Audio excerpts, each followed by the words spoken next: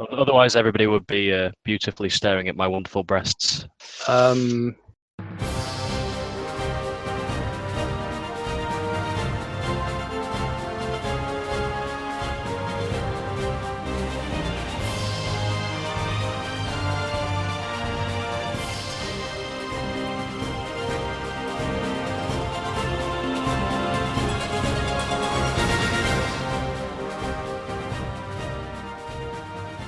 Hello and welcome to the first proper episode of the ugvm podcast. It seems our listener enjoyed the pilot enough to want us to do another one.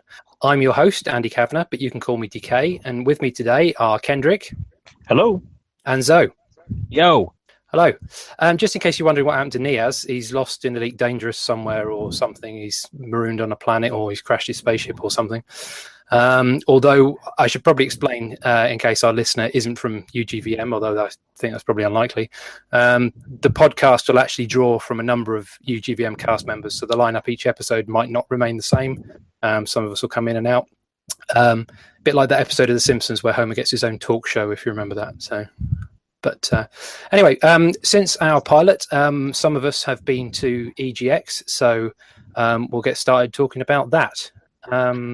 Just for the purpose of explaining to non-UK listeners, EGX would be the Eurogamer Exposition. Is that correct? That's correct, yes. And it was a bit far for you to travel to get there, so we will have to let you know what it was like.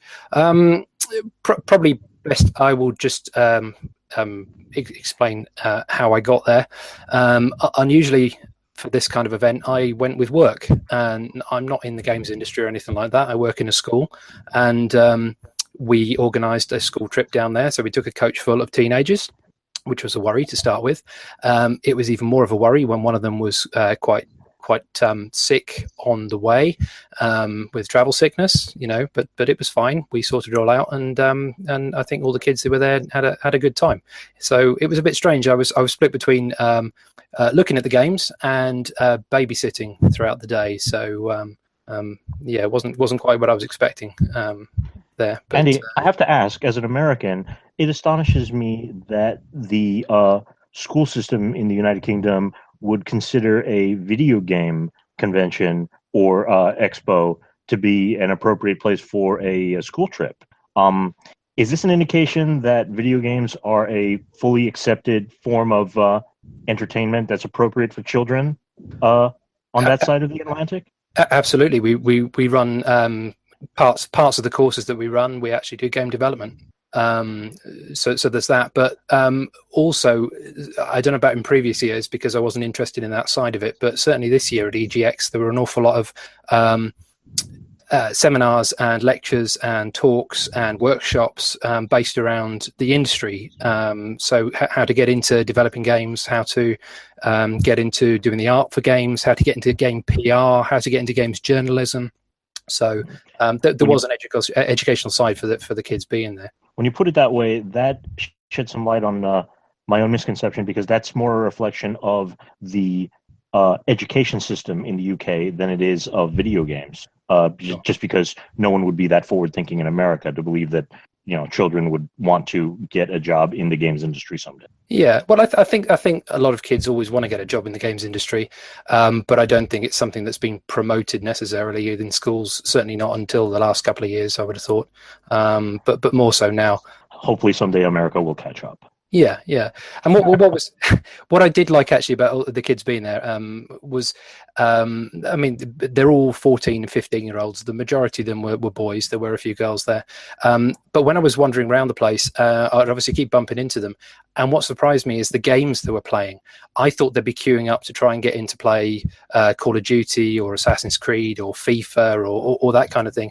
But in actual fact, one particular group of 8 of them sat and played for an hour and a half on a LAN deathmatch on Quake 2, which came out before any of them were born. Another group of them I stumbled across playing 4-player Super Bomberman on the Super NES. So I was quite pleased to see that. I thought it would all be the newest and biggest and most violent and games, the kind of stuff that 14-year-old teenagers would stereotypically probably want to play. And of course, the other thing, which was the most important thing, is I beat one of them at Street Fighter 5. So that was the highlight of the day, really. It warms the cockles of my heart to know that these kids you were there with not only have an appreciation for the history of games, but were willing to extend you the credibility to even play with you. I just told them. I mean, I'm not a good Street Fighter 5 player, but I was good enough, so that was fine. So what kind of things do you want to know? I mean, I can go on at great length about how the place was laid out and the kind of companies and stuff there. But if there's anything you want to narrow it down to start with, that would be good.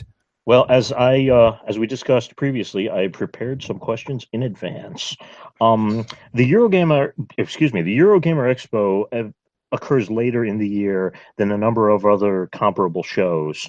The ones that come to mind right away are the Dragon Con in Atlanta, which is not strictly game focused, but has a good amount of game content, and then the what used to be known as the Penny Arcade Expo, now known as PAX, which is where a lot of independent gamers will tend to exhibit their stuff before it shows up in the mainstream.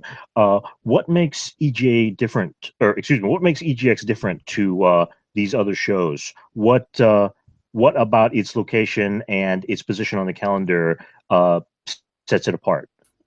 I'm not really sure. I mean, for the consumer, I think it's a little bit less of a trade show than quite a few other things. But for a consumer, I think it's quite well placed to take advantage of it being on the run up to Christmas. So quite a few of the games that we saw will be out just in time for Christmas. So there's that. In terms of its location, I think it's just where a lot of this kind of thing takes place in this country. It's in Birmingham. It used to be in London, but it's it's one of the biggest exhibition centres in the country is there, so it kind of makes sense for it to be there. And we are a small country, so anywhere in the country isn't really too far away from anywhere else, so it doesn't make a huge amount of difference, I suppose, for that. I was going to say 60 million in the actual nation, and it's not much of a stretch for any of them to hop a train and get to Birmingham. No, I've said before to some American friends that I think in Britain we see a long journey as anything that takes an hour or more, whereas in America a long journey is anything that takes a day or more. So it seemed like a long way for us, but Right. So I did some research, and one of the things that EGX has that other shows don't necessarily have is something called the Left Field Collection. Yes. What is that all about? Okay, so imagine, so you've got your big I hate the term, but the big AAA games. So you've got your Call of Duty and your FIFA and whatever, and then below that you've got the B tier type stuff, and then under that you then have the indie stuff, which is the stuff that's funded and kind of like really quite professional. So you'll be looking at things like SteamWorld in there, or Super Meat Boy, or ones that a lot of people have heard of, but are small development teams. But the left field stuff seems to be even smaller again. So it's often just one or two people putting the whole thing together. They're often experimental. They're the kind of things that you'd probably see lurking in the shadows on Steam, and probably wouldn't come to the front unless somebody picks them up at some point in the future. So I mean, there were quite a few games in that section, and they all seemed unusual and experimental and a bit abstract. Anything in particular from that collection catch your eye? Some of them I just couldn't make head or tail of, to be honest. But the two that did, one of them was a game called Sonder, which apparently has been around for a while and is actually on Steam at the moment in early access, I believe. And it's an episodic game where you are based on a spaceship that appears to be drifting. If you've ever played or heard of the game called the Starship Damray on the 3DS, it feels a little bit like that. You wake up out of stasis, there's nobody around. Some of the other people you expect to be in stasis aren't. Some of the people who shouldn't be in stasis are. And you've got to piece together what's been going on from logs and from evidence and stuff that you find. So it seems a bit of an adventure game, bit sci-fi, bit horror, bit, that looked quite interesting. I've since learned that the twist is there's no main character. It seems that you could, I don't know whether you're forced to play as different characters for different parts of the game, or whether you can choose a different character at any point you want, but you see things happening from different points of view. That's an interesting twist on the roguelike, where instead of randomizing the environment, your character is randomized and you're forced to interact with the same environment in different ways because of it. Yeah, sure. So I mean, it seemed interesting to me. It was quite clunky. The engine didn't seem particularly good. The way your character walked looked like they were a bit bandy-legged and their arms were flailing a bit. But you know, it's early access. It's a small team, so you know that'd be quite interesting to look at, I suppose. I do hope that they find the funding to add a section of the game where you have to selfishly wake up Jennifer Lawrence. Yeah, maybe. There is supposedly somebody who has been broken out of stasis and appears to be roaming the ship inside the ducts and things somewhere. So that's that was something I'd like to see more of, I think. But yeah, so there was that game. There seemed to be an awful lot of games that look like puzzle games with kind of weird, brightly coloured geometric shapes and stuff. And I didn't really have the time to sit down and be explained to how to play them. But they did look fun and bright. There was another game there called Toast Time, which again I didn't really understand, but I like the way that it's. Do you know how Downwell looks like a Commodore 64 game? Yes. Yeah, it kind of looks a bit like that. Only it's seems to be a single screen platform game where you have to avoid lots of things that come at you, either projectiles or explosions or other characters or whatever. I couldn't really make it out, but it's got great 8-bit tune music and some really good pixel graphics. It looks quite stark but nicely done and fluid and everything. So that was interesting in the same way that I found Downwell interesting, even though it's obviously a slightly different type of game. That's great. But apart from those, anything else I couldn't pick out. So unless Zoe saw anything down that weird coloured tunnel that everything seemed to be in, I think that's all I can tell you about that. I'll confess, I didn't even go into the left field section. No, it was a bit of a strange place to go because all the walls in there were bright white. Only there was some kind of lighting in there that kept changing. So you go down there and it'd all be green, and then it would be purple, and then it would be back to white again. And it was a little bit off-putting. It was kind of like going to a silent rave, only in slow motion.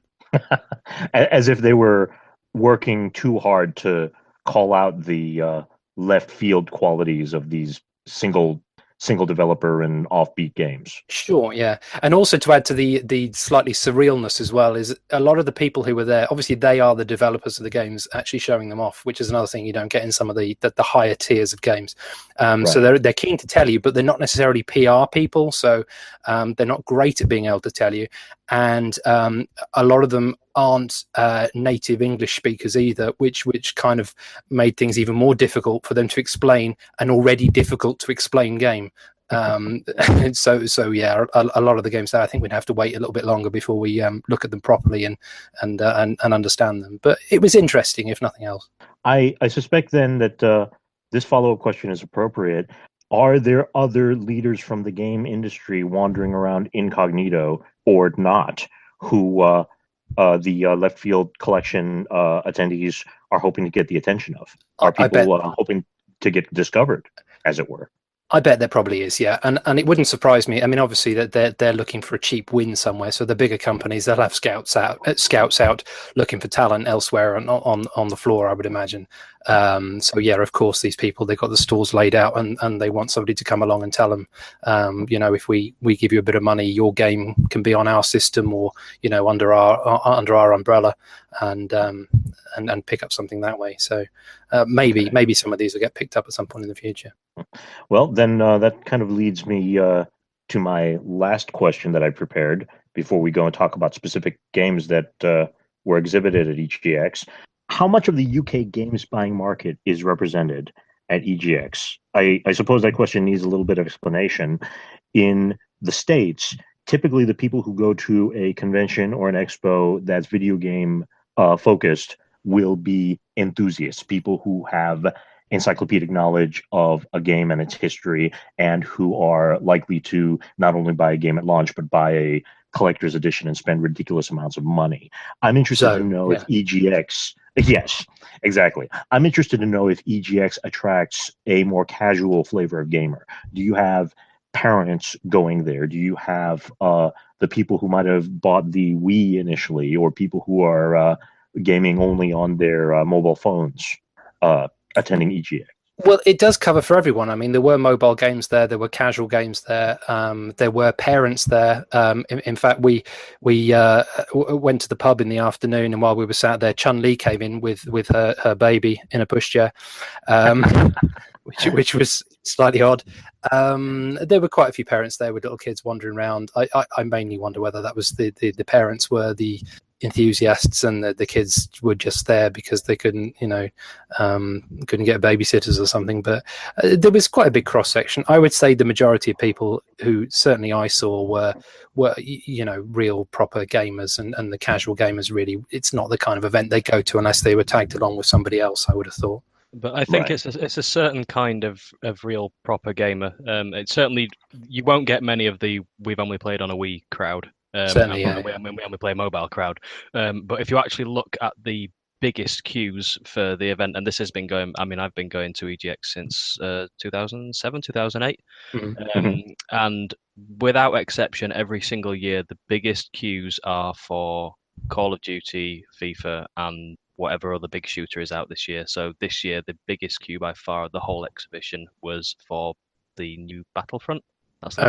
Yeah. So that had by far the biggest queue. So it's not necessarily the encyclopedic knowledge history of gaming RPG playing types. It's mostly the young adult FPS crowd. Sure. Right. So in that respect, not too different from any other gaming show or gaming enthusiast gathering. Yeah. Yeah. Also, Zoe may know better because he has in the past, I think, gone on more than one day. But we went on a Thursday, which is obviously, working weekday. We were surprised at the number of schools that were actually down there. We weren't the only one. There was 7 or 8 other schools down there, and so quite a big proportion of the people there were kids who were on school trips. And of course, obviously, people working mainly during the week. I would imagine it would be a different type of crowd that would be there on a Saturday than perhaps on a Thursday. That is probably the case. I mean, certainly Saturday there are a lot more people. Yes, yeah. It surprised me actually how empty it was. I mean, there were still long queues for everything. I mean, I had an early access ticket which got you in at 10, not 9, so I didn't need to set my alarm for 4 a.m. like I did, much to my wife's disdain. But the first thing I did when I got in on the early access ticket was head straight to Super Mario Odyssey, and I got there and they said the queue has exceeded maximum capacity. You're going to have to come back later. Yeah. And that was literally within 2 minutes of the doors opening. Yeah, well, I mean, on the queues in general, the big games obviously had big queues. Most of the big games I just completely avoided because I either wasn't interested in them. So Call of Duty, I've got no interest in, Battlefront, sorry, not really much of interest in that either. But on the other side, the games that I was interested in, so Assassin's Creed and Mario Odyssey, I'm likely to buy them in the future anyway, so I'm not really that interested in queuing up for an hour to play them. So the games that I tended to play were the ones that there was a short queue that I was either on the fence about or literally had no idea about. Yeah, well, and I suppose that the publisher... I'm sorry, go ahead. When I first arrived and I tried to get in that Mario Odyssey queue, even though it had only been open for 2 minutes, they said it was well over an hour and their cut-off point was at the hour line. So to come back, and I went back about probably about 3:30. I think did it close at 5 or 6? I think it was 6, but yeah. Maybe it was 4:30. Then when things were wrapping down, the crowds were starting to thin out, and I might have been queuing for about 10 minutes. So it turns out if you want to play the big games, then just wait until an hour on the end, and then just get in the queue and you'll just get straight on. Yeah. I suppose that the lesser game companies, anyone who's not Nintendo or a Sony first-party developer, is counting on the big queues for the major games so that they can get the overflow and get some attention from people who are waiting around in that way. Oh, absolutely. There'll be a couple of times where I'll be like, I want to play one of these games, look at the queues and go, you know what, I'm just going to spend an hour wandering around the indie section playing whatever I can find. Right.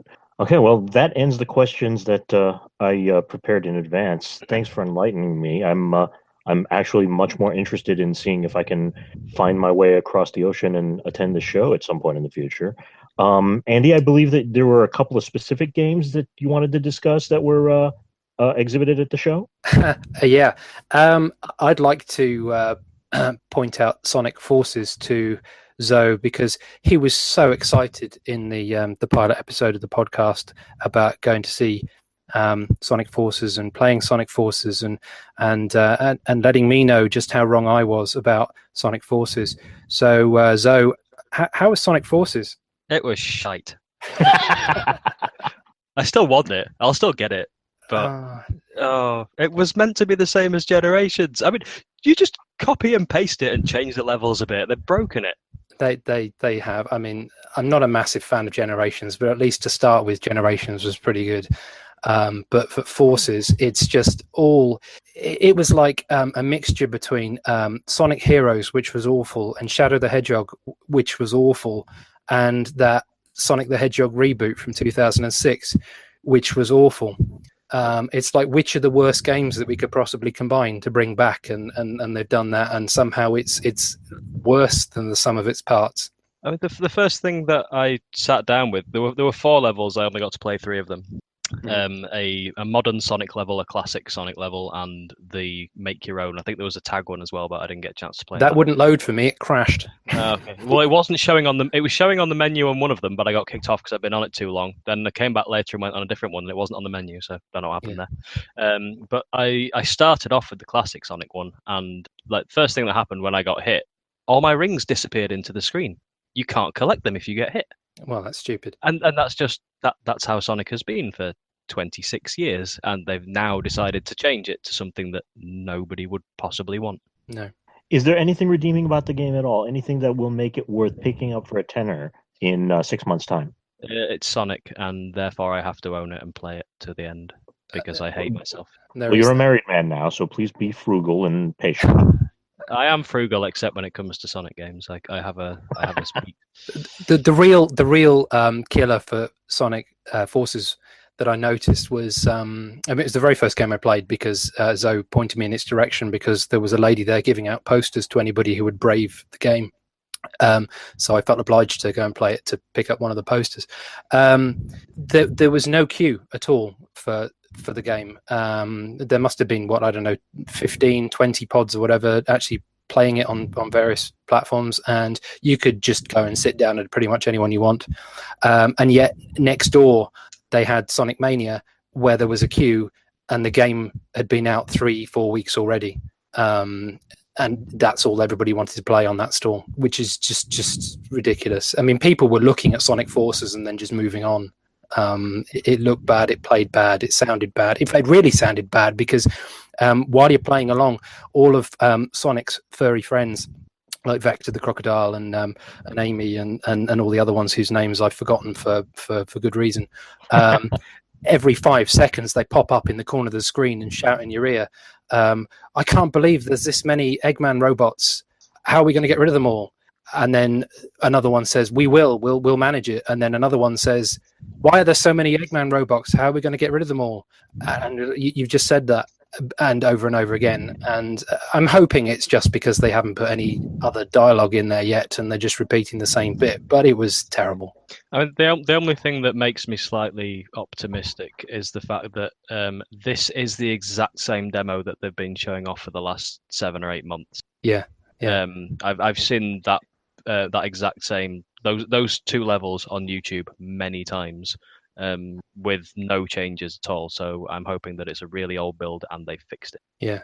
Or maybe nothing else exists and that's all they've got. Did you get a T-shirt? I didn't get a T-shirt. No, I said, have you got any free T-shirts? And they said no. But then maybe I wasn't enthusiastic enough about the game that I just played, so I wasn't allowed one. I got 2 T-shirts and two posters. I had my wife with me; she played it as well. So we each got a T-shirt and a poster. And yeah, that was the first thing I played because it was next to the Mario queue that I was ejected from. Yeah. Okay. I suspect that Sonic Forces might be intended for a much more idiotic audience. Yeah, I genuinely can't see how anybody can get much fun out of it at all. It's awful. Well. We should mention the games library because that was really good. It was, yeah. So this is for Kendrick's benefit, really, and anybody else who wasn't there. They had a large area where they had a number of consoles set out, and I spotted original Xboxes, PlayStation 2s, PlayStation 1s, GameCubes, and I think there was some Nintendo 64s as well. and then some bookcases with a library of games, and you literally just rock up, choose a game, and then go and play it. So, so a bit of background information. A few years ago, we had a UGVM meet in a hotel in Nottingham, and one of the things that we did there was play Winner Stays On at Soul Calibur on the Dreamcast. And it turns out that I am significantly better at bashing buttons in Soul Calibur than anybody else from UGVM. And I had a straight win run of 10, unbeaten for 10 fights, and then nobody wanted to play with me anymore. As what character, out of curiosity? Sorry? As what character? Oh, Safiti, obviously. Oh, of course. Okay. Yeah. Didn't you get beaten by my wife? Now, the thing is, so off the back of me beating this 14-year-old at Street Fighter 5, I was up for beating more people at other games. And so I dragged everybody over to the games library. Unfortunately, they didn't have Soul Calibur, or at least I couldn't find it. But they did have Soul Calibur 2 for the GameCube. So again, we played Winner Stays On. And I managed 4 fights, and then I was beaten by Jamie, I believe, unfortunately. But although play continued, it turns out that Zoe had brought a ringer in the form of his wife, who previously he'd said she's not really much of a gamer, except she managed to beat all of us. She did. She beat me 3 times fairly comprehensively. I'm pretty sure she's never played a fighting game prior to last week. No. Now, Soul Calibur 2, this is the one that had the different tie-in characters depending on which system you purchased it for. Is that correct? Yeah. Link and Spawn and Heihachi, yeah. Right. We were playing on GameCube. Yeah. Nobody was Link, I don't think. Or I certainly wasn't Link. But yeah. No, Link's not actually. I remember seeing hacks of the game where people who disassembled the code noticed that the move sets for all 3 characters were present in all 3 builds of the game. And so what they were doing was they were hacking models and the character selections back into the other versions so that you could have Link on your Xbox or Heihachi on the GameCube. Obviously, that would require, the tomfoolery that goes into modification. But oh boy, so that's why you have Soul Calibur 2 listed on your EGX topic list. Is not because there's a new release of it, but because you got beat by Zoe's wife. Well, yes, that happened. That wasn't the reason for bringing it up, and I wasn't going to mention that. But yes, I did. Yeah, but I did win 4 times in a row, so it's not all bad. Everybody beat me. Well, that's true. and I'd been playing Soul Calibur 2 the previous week because it was cheap on Xbox One, the HD online version. So I'd actually literally played an hour of Soul Calibur 2 the week before for the first time in many years, and I still can't play it apparently. I always thought that the winning strategy in any version of Soul Calibur was to play as Voldo, and your opponent would be so disturbed by the motion and the costuming that you would be able to eke out a victory just on that psychological advantage alone. You'd think, but that's the kind of thing that Zoe wears normally. So that's true. Oh yes, I forgot. Okay. So what codpiece are you wearing right now? I can't disclose that on this podcast. Children might hear it. Very good. We'll disclose it on the next one then. That's probably for the best. Yeah. All right. Well, if it's okay to move on, I hope you don't mind that I did a little research on the games that were being exhibited, which is to say I read the Guardian and Daily Mirror articles on it. And one game in particular leapt out at me, something called Racing Apex. Did either of you get a look at that? I didn't get to play it, but I did see it. And it looked really good. So it's a kind of like mid-90s, late 90s polygon racing game. So in the style of Virtua Racing and Daytona. And in terms of polygon count and graphic quality, it's probably sits somewhere between the two. So it's all like flat shaded rather than textured, but it's a bit higher polygon rate than Virtua Racing is. The tracks all seem to be that kind of thing. I'm pretty sure there was a helicopter going over the track at one point and a big red bridge, so everything seems right there. And it looked great. And after you mentioning it, I went and had another look at it the other day, and was terribly disappointed to see that it was actually a weapon-based racing game. Yeah, that is the punchline, is that there are 2 combat modes. One where you have machine guns pointed forward on your bonnet, and you're shooting down the racers ahead of you. Or there is a two-player co-op mode where one person drives the vehicle and the other person is the gunner on a rotating turret, so that you can shoot people as they come past or as they try to sneak up behind. Yeah. Yeah, I mean, it's kind of okay. I'm not really a fan of those. There was a game called Cell Damage, which I enjoyed. I like Carmageddon, but I'd have preferred this if it was just a proper straight racer. I mean, I don't mind having silly cars and silly characters, but I think I would have preferred it to be closer to Virtua Racing and Daytona than all the guns and things. And it did make me think, actually, what's happened to 90s Arcade Racer that was kickstarted in 2012 or 2013, supposed to be coming to the Wii U, and then they ditched it for the Wii U, and now it's just seems to have vanished. That looked really good. It's coming out on the ZX Vega thing. It's not. That's never coming out. Speaking of silly characters in Racing Apex, did you notice in the roster of racers that you can select, the British one is named Aston, unimaginatively? I didn't notice that, no. Yeah.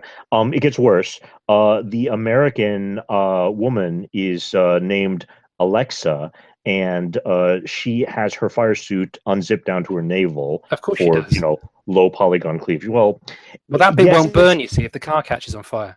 It's a game inspired by 90s racers. I accept that, but that doesn't mean that we have to be using 90s mores in terms of, gender diversity and inclusion. I mean, I'm just thinking, if I were a teenage girl and I saw that would be an immediate turnoff, because that's a clear flag that the game isn't aimed at me. Yeah. Even though the game is clearly meant for everyone.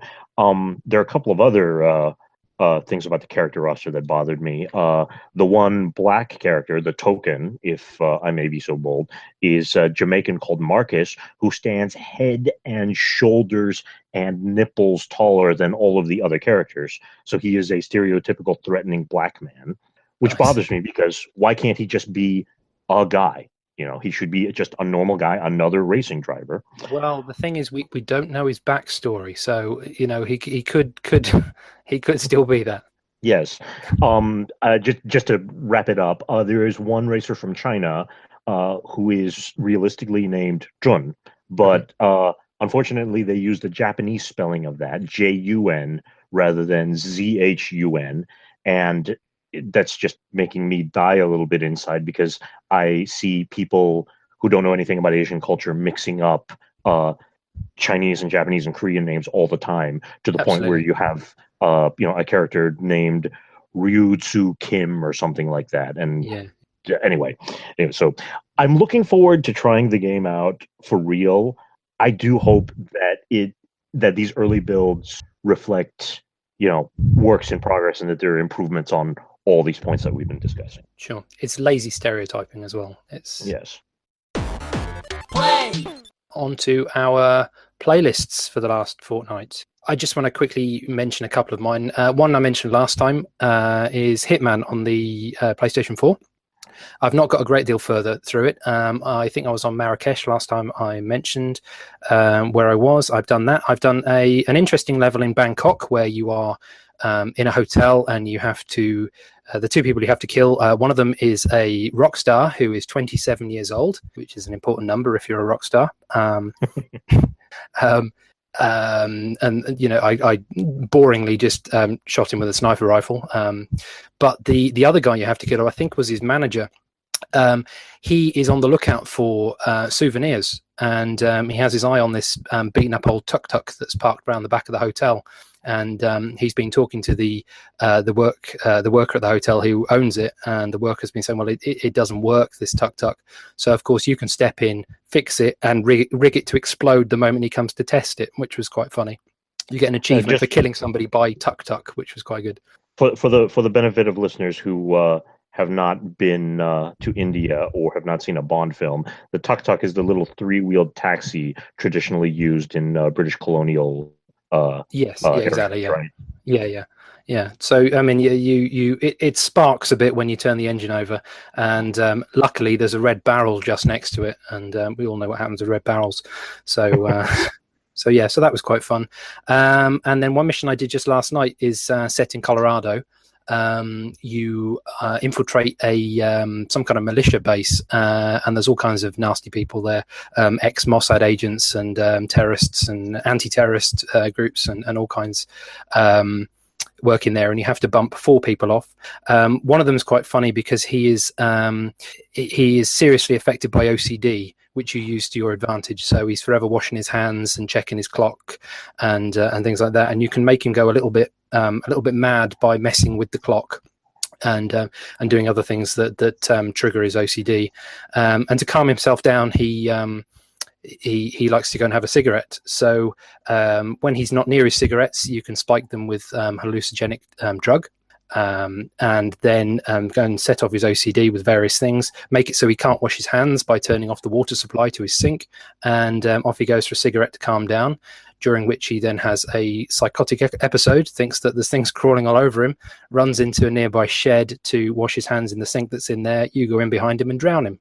So wholesome fun for the whole family. Absolutely, yeah. So I mean, it might not be funny, but it's quite clever. You know, there's an awful lot of steps to it, and you have to execute each one, and if you forgive the word, and yeah, it just shows there's a lot more depth to it than perhaps there may have been in previous Hitman games. So yeah, so that's fun. Aside from that, quite a few Lego games I've been playing. So I finished off with my daughter, because we've been playing the entire thing in co-op, Lego City Undercover on the Switch, which I'd previously played on the Wii U, but it was only single player then. We've 100%ed it. We've collected absolutely everything in the game, and we've loved it from start to finish. And I know Zoe hated it, but you know, he doesn't have an 8-year-old daughter to play it with, and it's a different dimension when you do so. But yeah, we really enjoyed that. And now we've moved on to Lego Star Wars The Force Awakens. And that's good too. I mean, I'm not a fan of Star Wars, really. I haven't seen the film that it's based on. I don't really know any of the characters in it. My daughter even less so, but she thinks BB-8 is the best thing in the world now, and we may have to get a Lego BB-8 at some point. But, you know, it's a Lego game. You smash things, it's fun, and then you move on to the next level. So yeah, that's good too. I have to ask, did the touchscreen functions of Lego City Undercover carry forward from the Wii U to the Switch, or are those completely absent now? Well, there weren't really that many. All there was really was a kind of a scanner that you pick up the Wii U controller and you wave it around to imitate pointing at things that are in the game. You don't do that anymore. You just do it with the stick instead on the screen. So it's a step back for that, but it doesn't really affect the game very much at all. Okay. Also, much to my daughter's jealousy, while we were at EGX, I did play the Lego Ninjago video game, which is based on the new Lego Ninjago film that's coming out. She's a massive fan of Ninjago. At one point, she wanted to marry Lloyd, the Green Ninja. So I actually sent her a message from EGX to say, I've just played the Lego Ninjago game, and she told me off. And told me I had to bring it home with me, but of course, you know, couldn't do that. So I think that's probably going to be a hit when that arrives. But that'll be a while off yet, I think. Christmas. A good Christmas gift. It would be. I tend to be behind the curve with most of the Lego games because they're so much cheaper. Just like 2 or 3 months down the line, if you're 1 or 2 games, because they release like 3 or 4 games a year, it seems. If you're a game or 2 behind the newest one, they're £10-15 instead of 40-45. So you know, I tend to do that. And finally, the last game I've been playing, and I've not played it a great deal because it's quite short, and I did play it pretty much from start to finish over the course of 2 nights, is SteamWorld Dig 2 on the Switch, which I was a big fan of the first game. I mean, it had some shortcomings. It is quite short. It is quite repetitive. You basically just dig down a big mine, collect gems, sell the gems, get better equipment so you can dig further and repeat. There's a few puzzles, there's a few bosses, but that's pretty much the cycle of the game. But SteamWorld Dig 2 is bigger, and there's a lot more to it in every sense. Instead of just one mine shaft, there's 3, possibly 4 mine shafts, which are different in various ways, as well as theme. They have their own gimmicks, which makes them different. Like one of them is quite lava based. There's another one that's got a lot of acid that drips down from the ceiling and affects the blocks that you're digging through. Obviously different types of enemies and stuff. And also there's areas where instead of just digging down, you dig up, which is usually a bit more difficult than digging down. Because you don't have as much control over the direction in which you can move when you do that. So there's a bit more puzzle there. There's even some stuff outside of the mine. So in the top of the mountain that you're in, there's places where you go up. There's an awful lot of exploring to do. There's a lot more in the way of augmentations that you can have on your equipment. You're able to get a jetpack at some point. You get a grappling rope. It's the first game, but more in every possible way. And I've just 100%ed that, and now I've moved on to there's a trial mode afterwards, which is, compared to the rest of the game, which is pretty easy, the trial mode is just virtually impossible. It's a series of large rooms, each with a gimmick. No way of healing yourself, no way of saving between rooms. So one minute you're escaping from basically Terminators, and then the next minute you're avoiding a load of spikes. So it's great, but that bit's hard. But I think if I manage to get that nailed, the achievement for doing that, it'll feel great. But it's just so hard, and I think that's everything I've been playing. So, Zoe, tell me what you've been up to. Well, I'll just do a quick run through of everything I played at EGX. I started with Sonic Forces, obviously, and then played a bit of Skyrim on Switch, which is weird. In what way? I have to ask, is it the new release that was recently out on PS4, Xbox One, and PC, or is this a port of the original Skyrim? Well, it's got all of the DLC. I don't really know what the other extras were. I mean, I was playing it on a tiny little handheld, so I couldn't tell you if it's got any like fancy graphic things. I put about 90 hours into the 360 version, but this just felt, the controls felt unresponsive. I was trying to do my usual mountain goat, hopping up mountains. You can't do it. The jump button seems to work sporadically.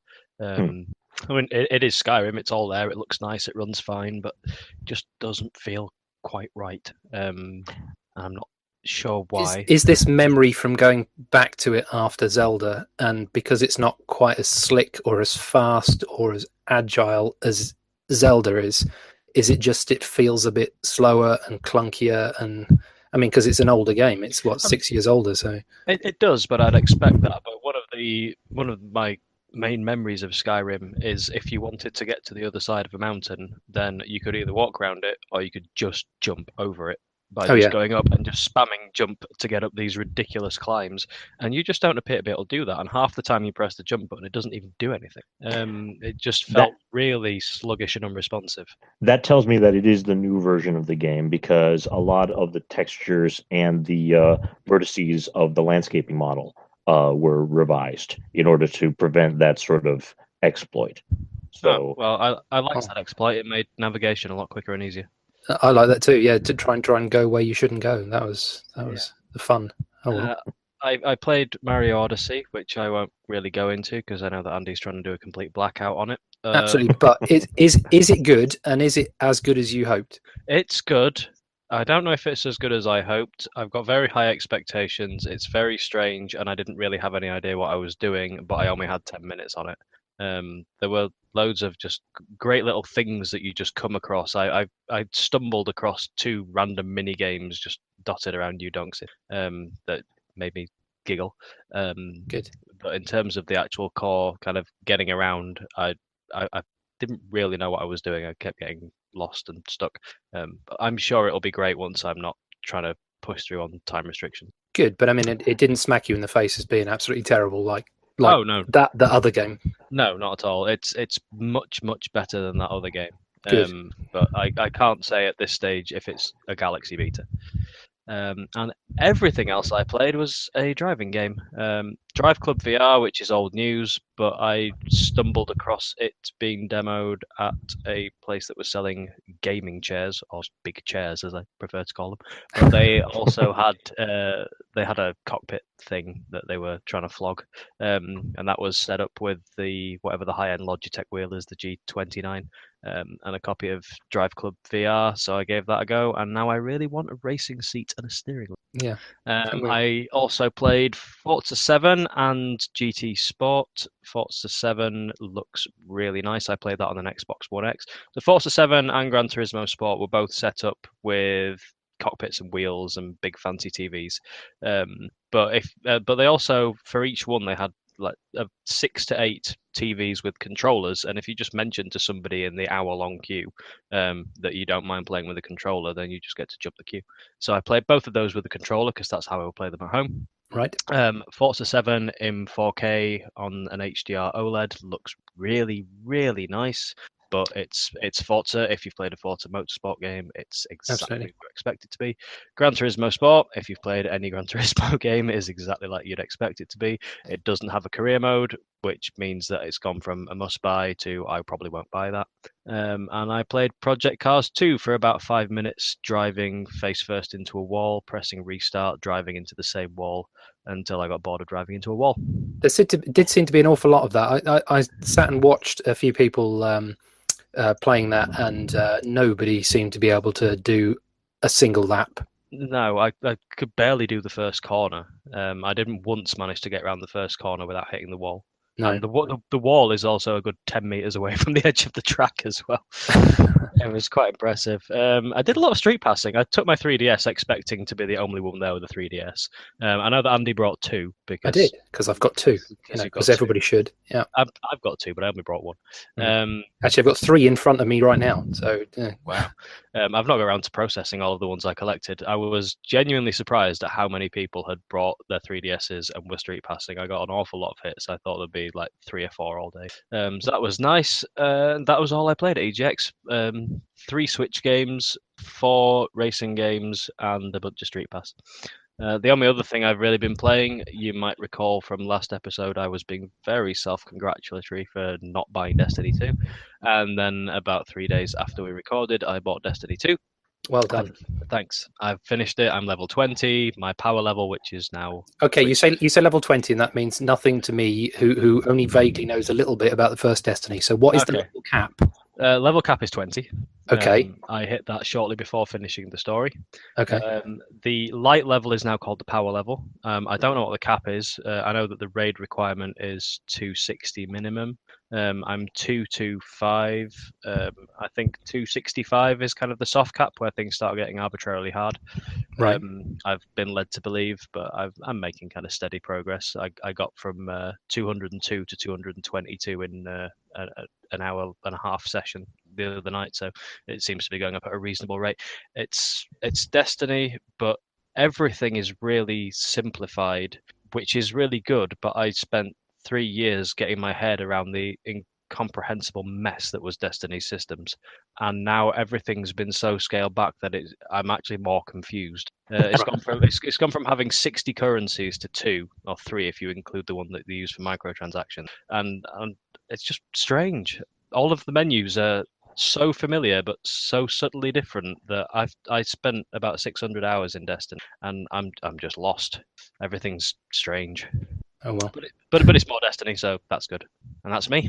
Good. So Kendrick. My playlist is a bit short, but I hope relates well to either of yours. I've also been playing a bit of Skyrim, both on the PC and the PS4. The reason for this is some news recently got released regarding a survival mode that will be an official mod released by Bethesda. And this is something where you have to worry about the ambient temperature, you have to worry about staying fed, you have to worry about getting enough rest. It essentially turns the entire game into a survival crafting sim sort of thing. Okay. And I'm not a big fan of that type of play, but I understand why it appeals to some people because they want to immerse themselves in the role that they're playing completely. it's also rubbing me the wrong way because they're using it to promote the Creators Club, which is where mods are being managed and sold from a central location for both Skyrim and Fallout 4. And okay, when you say sold, so these are the gamers basically are creating the mods. yes, Yeah. Who gets the money then when they sell it? I believe that the way it's working out is that the creators get a cut, and then Bethesda gets a significantly higher cut than everybody thinks that they're owed. Right. They're essentially. I can't remember the name of the original mod organization that previously managed a lot of the Bethesda game mods and mods for other games, as it were. But they're slowly trying to get that all under their own corporate banner. And interestingly, if you've played Fallout 4 recently and you've installed all the latest updates, you'll see a little advertisement for the Creators Club in the corner continuously as sort of a what I think what they call it in American television is the bug, the little ad that never goes away in the corner of the screen. Yeah. Right. And so there's now a popular mod that removes that so you don't have to look at it. Anyway, the other thing that I've been playing a lot of, because it's my regular go-to game, is Freedom Wars. I found a new exploit whereby I'm running around abandoned parts of the prison, picking up what's essentially scrap. And that's much easier than carving the scrap off of the giant robots, although less fun. But I've done the maths to the point where I can shave even more years off of my sentence. At last count, I was at 91,000. Okay, that's down from, yes. So just explain, because obviously I have no idea. So you get loot to pay off a prison sentence? Is that in Freedom Wars? The conceit is that society has been divided into two classes. You have the citizens, who are skilled labor. They're the people who make things and do the thinking and have all the money. And then you have sinners, who are the people who have committed the crime of being born and have no discernible skills. And so what happens is, for the crime of being born, you are sentenced to prison for 1,000,000 years. And the vast majority of sinners just go batshit crazy, insane, and die in their cells alone and unloved. Right. Others are sent in this enforced labor, where they are issued combat equipment and they go up into the ruined surface of the world to capture citizens from other city-states, other panopticons. And so what you have a situation where resources on Earth are so scarce that each of the city-states that are remaining are competing with each other to get all of the skilled labor so that they can maximize their food production and their energy usage as much as possible. Okay. So it's a really interesting premise from a science fiction perspective, and they explore all levels of it in all of the NPC interactions. You will occasionally run into someone who is gaming the system just for their own benefit, and then you will interact with the more your status rises, the more you're allowed to interact with other characters. For example, you have to purchase a permit to run rather than walk to your next destination. You have to purchase a permit to leave your cell. You have to purchase a permit to talk to the opposite sex. Right. At a certain point, you start being able to interact with the skilled citizens, and you start to understand that they're in just as much of a prison of their own making as you are, because even though they're respected and elevated and have all of these privileges, all of their movement and all of their actions are just as restricted. One in particular that jumps out at me is you meet a citizen who's a very skilled engineer, but she's also celebrating that she's just been given permission to have a child. Right. And, just in comparison to our own Western liberal democracy sort of situation, that's just mind-blowing if you pay attention to it. Otherwise, you can just, chuck the whole story and just play what's essentially Just Cause with giant robots. Yeah. Anyway, where this is all leading is if I manage to get my entire prison sentence down to 0 before the next podcast, then our listeners will be graced with a picture of my character in battle wearing a bikini, because that is your reward for completely making yourself free of the prison system, is the freedom to wear swimwear into battle. That's life goals. That is. Yes, it's you got to dream, and you got to dream big. Absolutely. And that's my playlist. Let's talk about stuff that we're looking forward to coming out, and that we'd like to be buying with our well-earned money in the future. So let's start with Zoe. Well, Mario Odyssey, for Yeah, obvious reasons. and that would be on my list as well, but then that already was. Yeah, Sonic Forces for less obvious reasons, because I'm a bad person. Yeah, I think you need to see somebody about this problem. I really. And Cuphead, which is out tomorrow, and I'm not even sure I want to play it. I just want to look at it because it looks so beautiful. So I've seen videos. Yep. It appears to be a side-scrolling shooter, but done in the style of early Disney cartoons. Is that? Yeah. So it plays like, what's it called? The thing I can never remember the name of. That. I was going to say Mega Man, but you might have a different metaphor in mind. I guess Mega Man, but I was thinking the 2D side-scrolling shooter. Yeah, R-Type. Yes, R-Type. So so it's kind of like R-Type with a little bit of loose platforming. R-Type on foot, but everything looks like is a 1930s cartoon. The effect is incredibly convincing. I didn't play it at EGX, but I stood behind some people who were playing it, and it looks really incredible. Yeah, I'm kind of disappointed it's not coming to anything else, really, because it's not my type of game, but it's the kind of game that I think I'd want to play. If you see what I mean. It's coming to Xbox and PC. The two things I don't play on. Yeah. Yeah, it's cross-buy if you buy it from the Microsoft Store. Right. So you can play it on both, or you can get it on Steam. And the only other thing I want is my SNES Mini Classic, which should be arriving tomorrow. Good. Have you seen that they've torn it down and had a look at the innards, and it is literally exactly the same hardware as the NES Classic Mini? I have, and I'm not at all surprised. No, neither am I. I find it quite amusing that they couldn't make more NES Classic Minis, given that they're sitting on a massive stockpile of the same hardware. I think that might be why, though. They had to curtail making any more of those so that they could make some more of these. So it turns out that I couldn't cancel one of my pre-orders that I didn't want, so I'm getting. I'll be looking to offload one of those.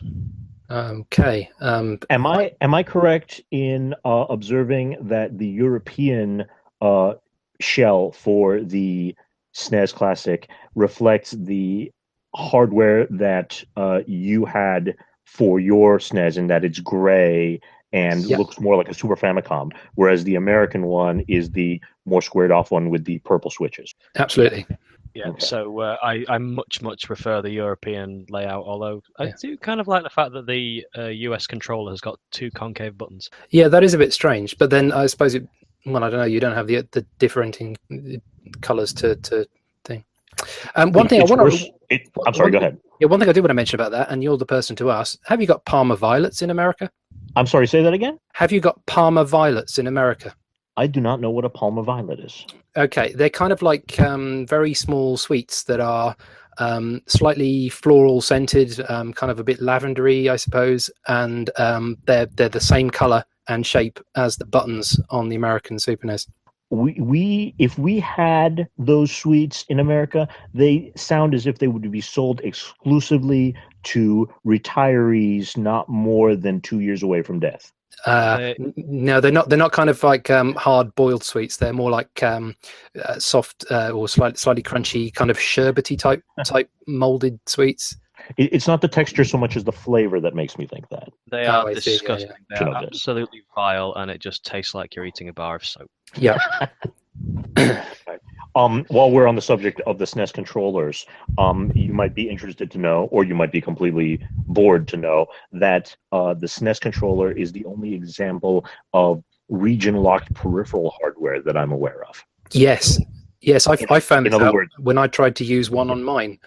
yes, you cannot use an American region SNES controller on a European console or vice versa. It is That's the right. strangest thing in the world, and the circuit boards inside are completely different looking.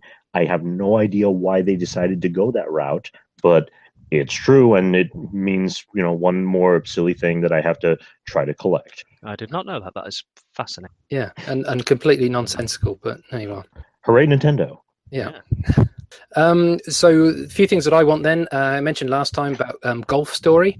I still want it, although in actual fact I did buy it this afternoon because it came out today. I've played it for maybe half an hour. I was expecting you to postpone tonight's podcast so you could play it. I kind of was, but I managed to squeeze it in for half an hour before the podcast, and so far it's golf. If you ever played Sensible Golf, it's Sensible Golf only with a story mode. And it's pretty good.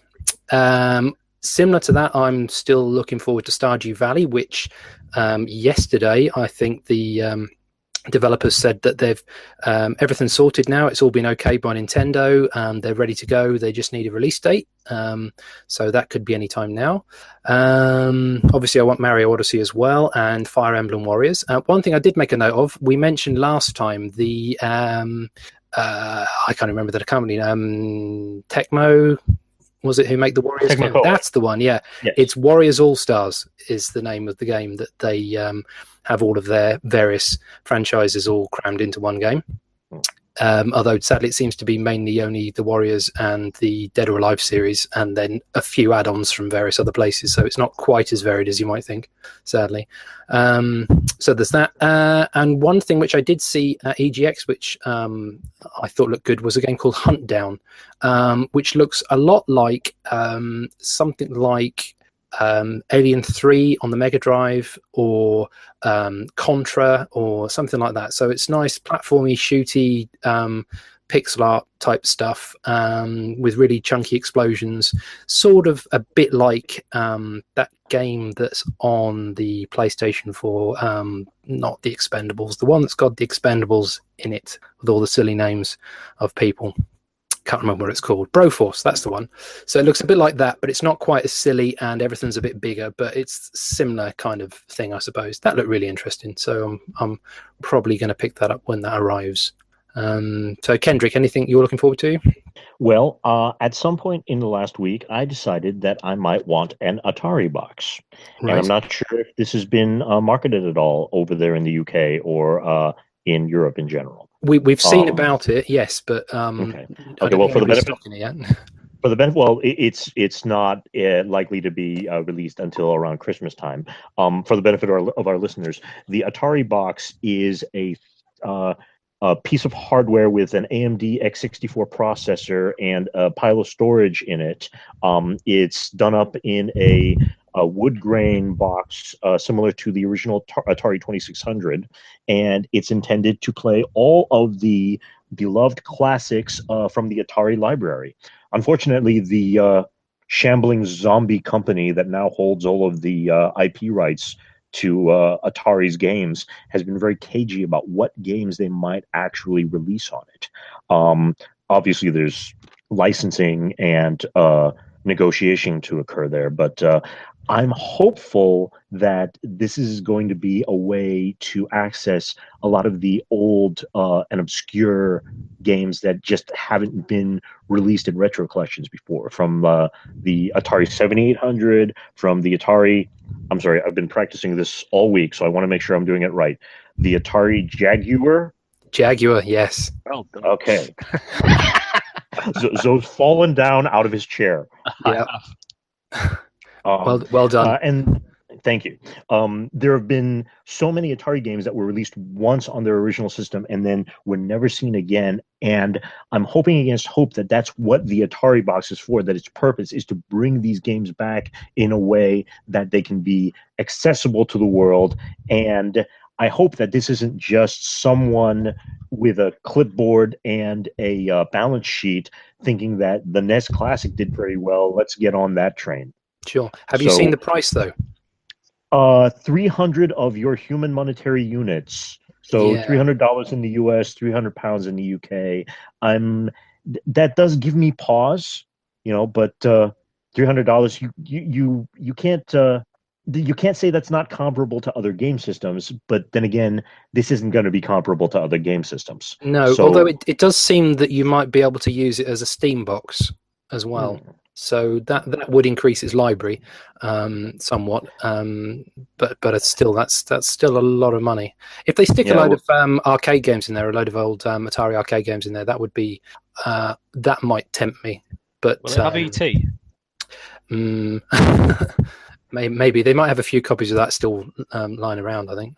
I would love to know what the status of the rights ownership is on the ET video game, because I'm sure that Spielberg has a clause in some contract somewhere that says a 2-ton weight will drop down on your head if you attempt to re-release that. I'm sure that's play it. In fact, yes, exactly. Yeah.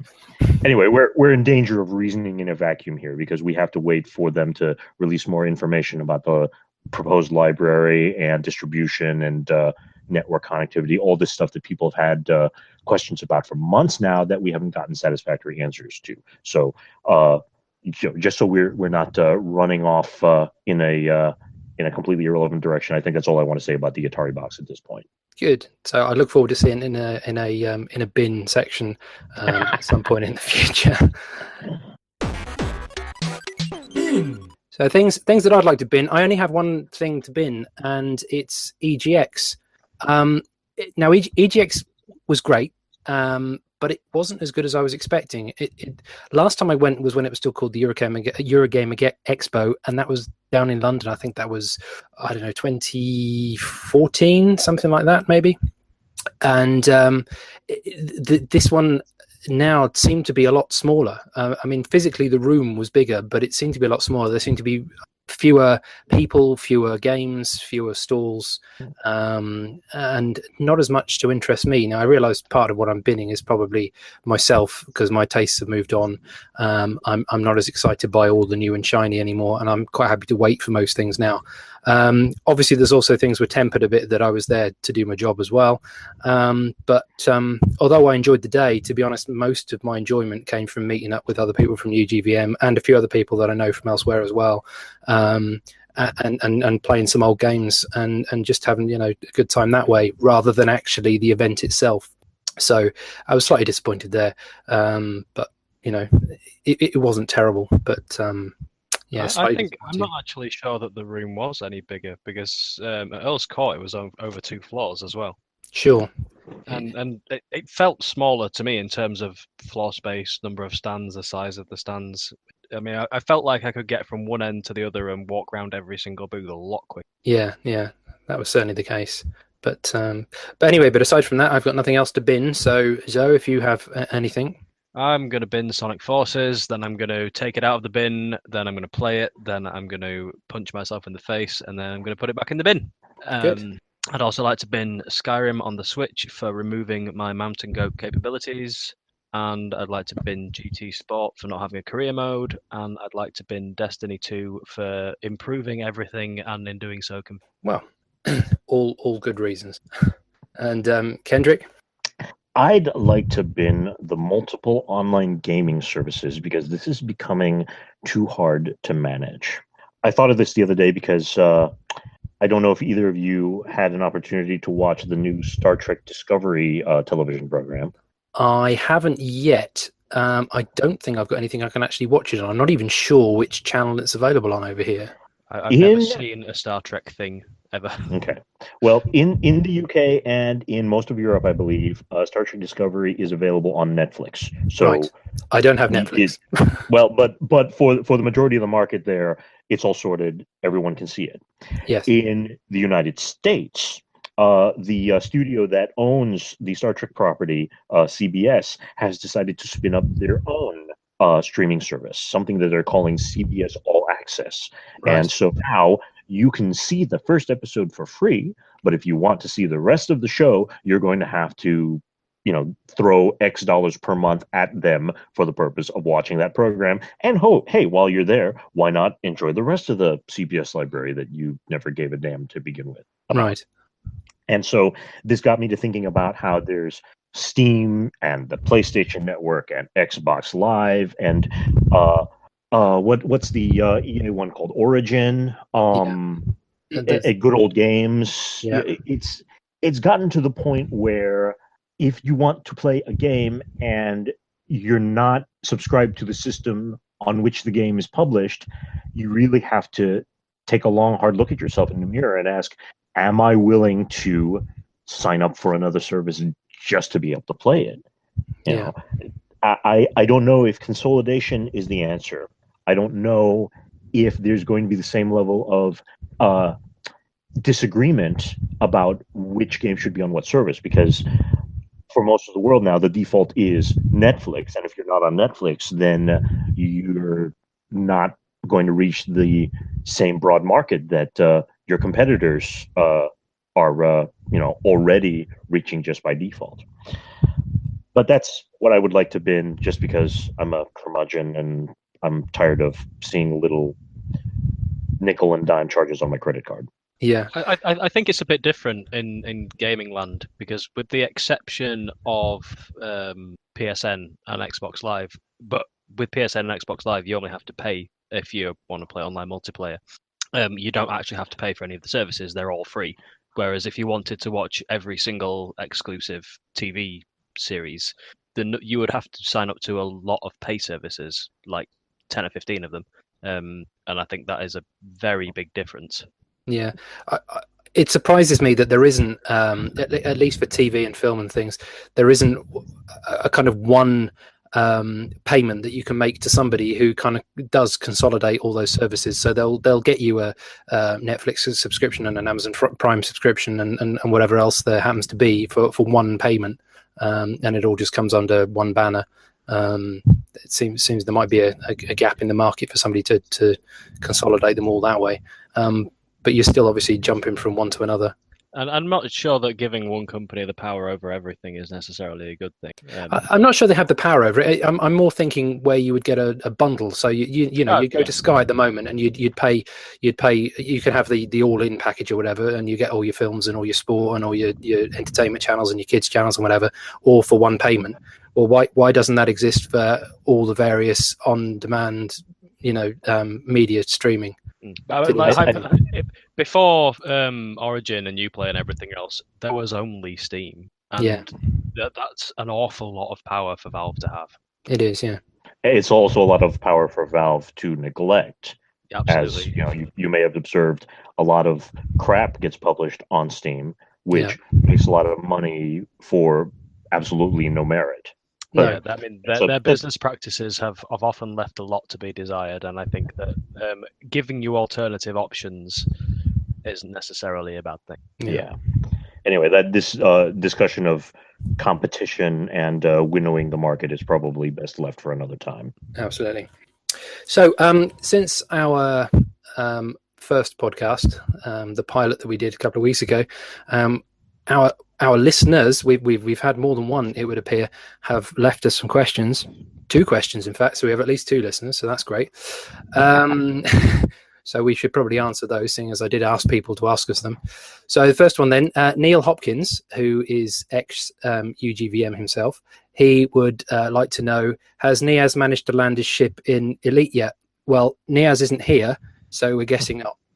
I did want to mention, though, that Elite Dangerous does have a plot twist coming up, which might make Niaz want to learn how to land his ship sooner rather than later.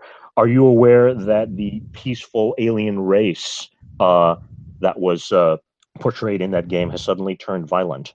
No. I can't remember what they're called. They have some, ridiculous 8-consonant name like a Doctor Who villain, but players have in the last 2 or 3 days of real time noticed that their encounters with these aliens are now uniformly hostile.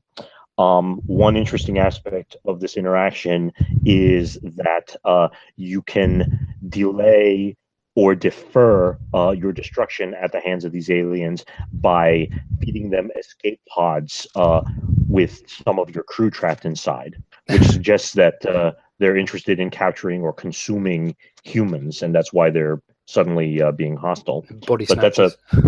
Yeah, but that's an interesting strategy, is where you have to pick some members of your crew to sacrifice so that the rest of the ship can get away. Anyway, I'm not playing the game, so I don't have any perspective other than what I've read, but I'll be fascinated to hear what Nias has to say about that if he's still playing. Yeah, or providing he hasn't been taken by them. So, and our other question comes from, and this will be pronounced completely incorrectly, from Quasimod or Kazimod, or as I know he loves to be called, Gazimod. He asks, following Marvel vs. Capcom Infinite, which crossover versus game would you love to see Capcom announce? For example, Capcom versus Sega, or Snickers, or Andrex, etc. I'm not really sure how Capcom versus Andrex would work. I'm pretty sure Andrex would win there, but Zoe, would you like to take this one first? Because I have a detailed answer. Sure. First thing that comes to mind is Capcom versus Don't Nod, in which Frank West and Max Caulfield just sit at opposite sides of the screen, seeing who can take the best photo of the other one. Brilliant. I've got a couple. I've got Capcom versus Conor McGregor, who I realise he lost, but that would definitely be worth watching, as he danced around the arena, I think. But the other one I'd genuinely like to see would be Capcom versus the 80s cartoon Dungeons and Dragons, for obvious reasons. Kendrick. Well, in the spirit of answering the actual question that was answered. Oh no, you're not supposed to do that.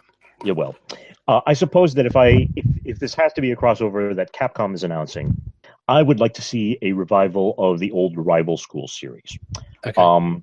This is what we saw as Project Justice on the Dreamcast, apparently because Rival Schools is a potentially controversial title if you're talking about school children beating each other up. Yeah. Are you familiar with the concept? Have you played the game? I've played Rival Schools, yeah. Okay, great. I know of it. Okay. I figured that one thing to do would be for Capcom to approach other developers who have games set in Japanese secondary schools and see if they'd like their characters to interact in a combat situation with the Rival Schools characters. So potentially you would have Capcom versus Persona. Yes. Or say I'd buy that. Capcom.